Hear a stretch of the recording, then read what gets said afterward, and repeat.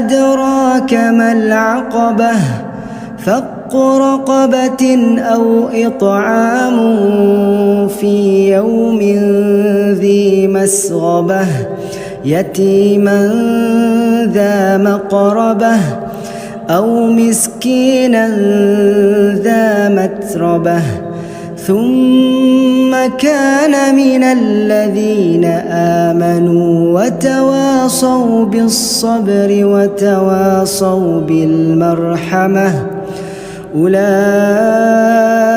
أصحاب الميمنة